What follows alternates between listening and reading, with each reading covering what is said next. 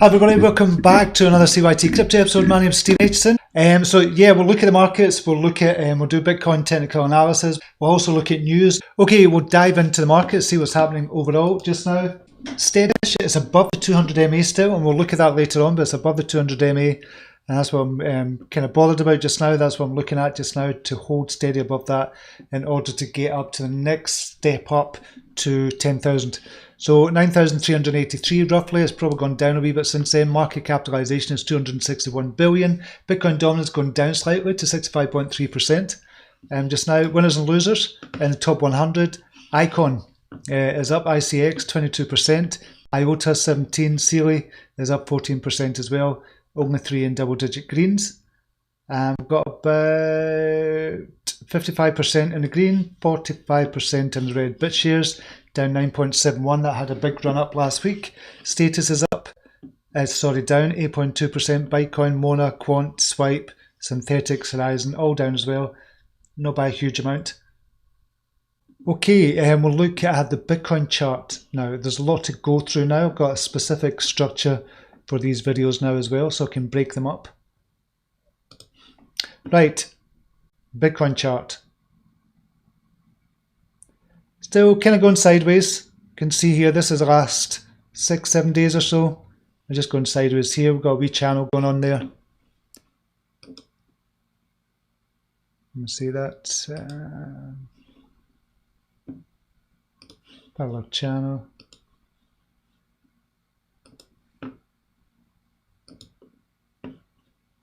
You can see that here. We've got a kind of channel going on there. 1, 2, 3, 4, 5, 6, 7. So the last 7 days, it's not really changed much.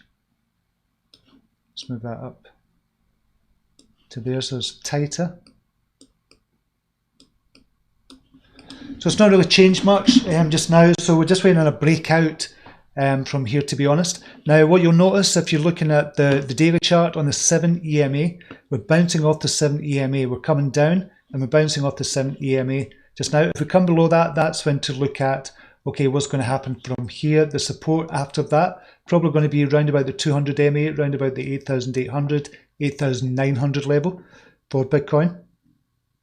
And if it fell to round about that price, as long as it stays above the 200 MA, I think that is a really good sign to stay there. We've seen kind of last year how it broke above the 200 MA, but almost stayed there for a couple of weeks before breaking down again.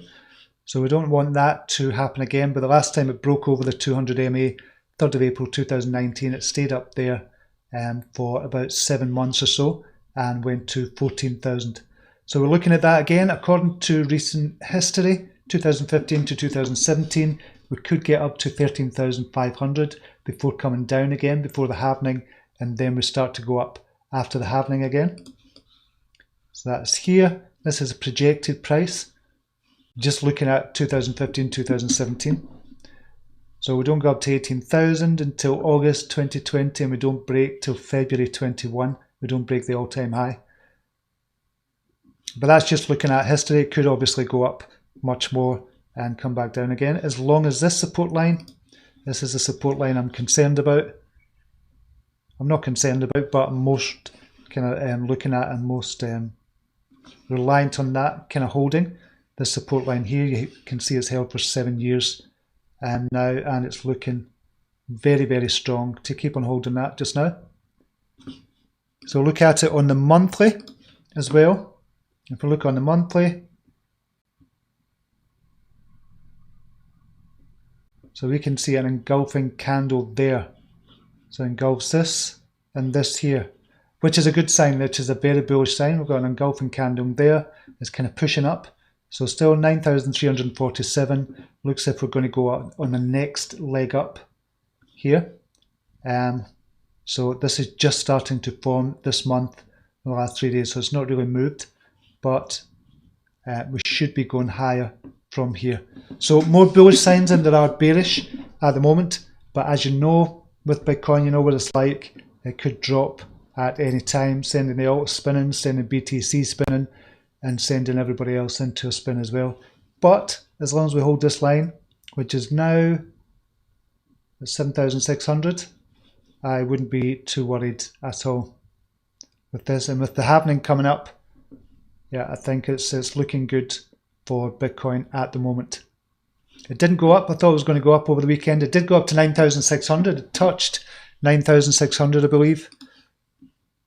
Yeah, that was just this morning. 9,615, so it touched that. But didn't break it.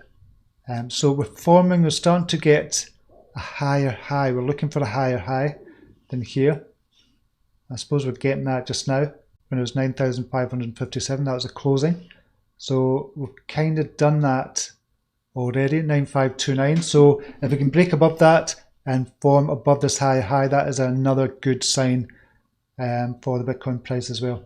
So still looking okay. It's just going sideways at the minute. I think there'll be a lot of people on tenterhooks wondering which way it's going to go. And I think this rise has taken everybody by surprise, to be honest. A lot of people weren't expecting this at all. And it's still rising just now and holding as well. That's the most important thing. So we're getting a kind of step pattern forming here.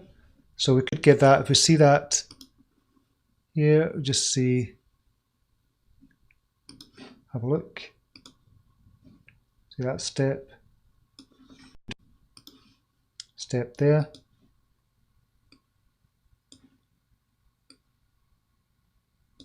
Another step here.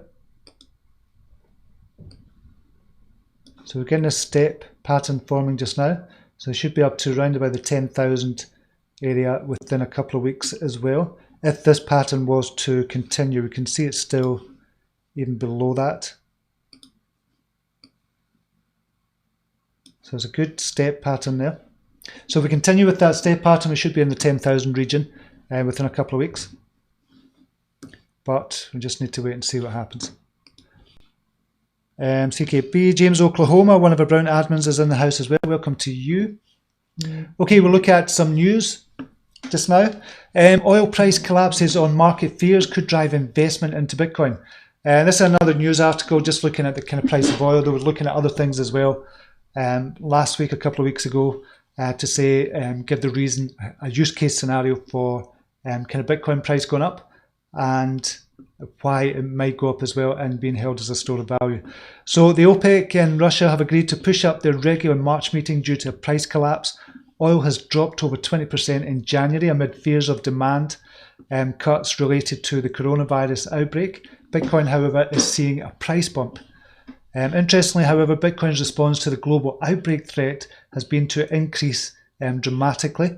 While many see Bitcoin functioning as a commodity of sorts, this recent divergent price action proves otherwise. Instead, loss in demand for oil could further drive Bitcoin price increases as well. So I thought that was interesting from another kind of angle point of view, because obviously people invest in the oil or in oil as well. So it could be they're coming out of that and going into the Bitcoin. This is what they're saying here as well. And with the global loss in value of oil, investors may continue to move funds out of the commodity and into digital gold. Protected from inflation, hedged against loss, Bitcoin is a safe investment for traders during times of economic and geopolitical change. That's according to Crypto. Ethereum miners hoarding Ethereum approaches all-time high. I thought this was interesting as well. We spoke about Ethereum last week and how that's going to go up. Well, I think it's going to go up and still going up just now. And it's been proven to be a good investment at the moment.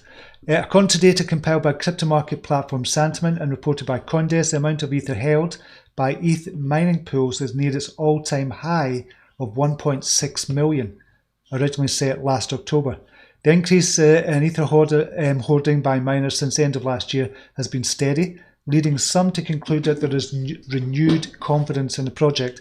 I'd say that was true. There's a lot of good sentiment about Ethereum and just now on Twitter and the kind of news as well. So there's a lot of good sentiment which could push the price up to that $300 level.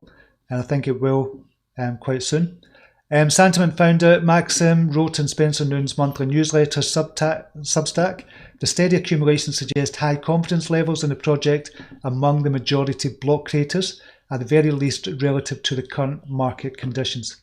So I'd say that was very true as well, because obviously if Bitcoin was to drop big time, I think Ethereum and the other big alts would drop as well. I've been talking about this over the last few months as well, about the student loans, the state of student loans, not only in the US, but in Europe, UK as well. But what will happen to Bitcoin if $1.6 trillion of student loans are forgiven? So this is just, I think Congress are talking about this or thinking about it.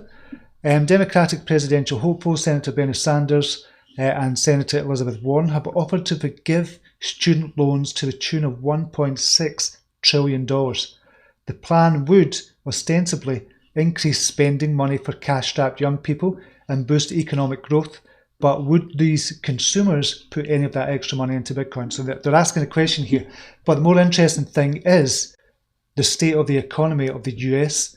So this is QE basically. If they're going to do this and they forgive student loans, that says quantitative easing for $1.6 trillion.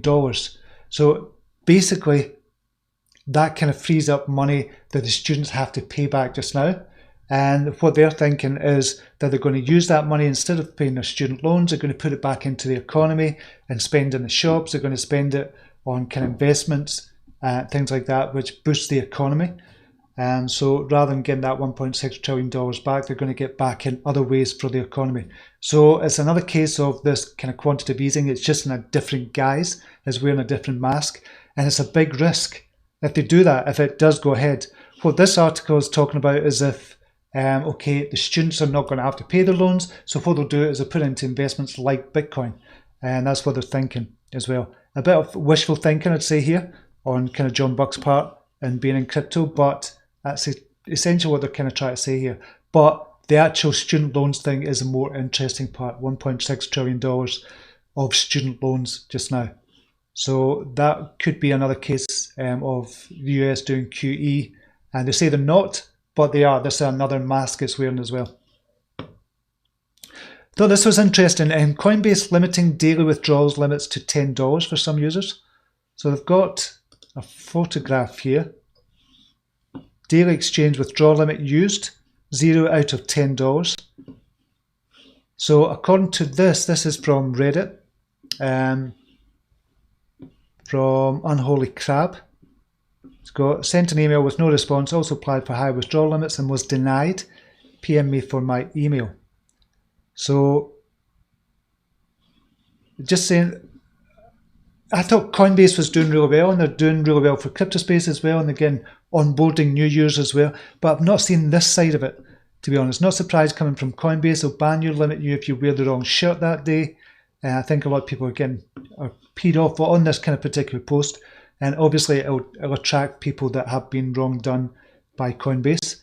I used Coinbase perfectly fine for a long time. They didn't use it for a few months and started using it again for 2 weeks. Suddenly restricted my access. Contacting support ended with who to get to inform you, blah, blah, blah. But I think I got an email as well about that. But I think it was there's some kind of glitch or something. I'm guessing the user did something suspicious. Typically, people who post threads like this conveniently leave out all the details, and your assumption is usually the case. Very true as well. Very few affected. US mine is still 10k. I think mine is 100k on Coinbase. Deposits are still unlimited. Mine's 50k, not shook. Any legit alternatives for US? Yeah, so I just thought that was quite interesting. Winklevoss twins patents Tout use case, or Tout use case for Gemini stable coin tech and banking. So the owners of Gemini cryptocurrency exchange, the Winklevoss brothers, have won a flurry of US patents for stablecoin technology they say could be issued by commercial banks. 6 patents awarded between August 2019 and January 2020 to Tyler and Cameron Winklevoss intellectual property company, outlined as a system similar to the collateralized token model already used by Tether and the brothers' Gemini dollar, that allows users to direct swap fiat currency for their digital equivalents. So the stablecoin system needs trusted entities. So they've been given 6 patents there, so it looks as if they're going to go into that and possibly look at a kind of banking system as well. So possible use cases for in the banking system as well. So it's just one to keep an eye on, this one, I think. Okay, I think that is it for the moment. I will see you tomorrow, same time, same place. Until next time, namaste. Take care. And last one out, please hit that like button. Okay, namaste. Take care. Bye now.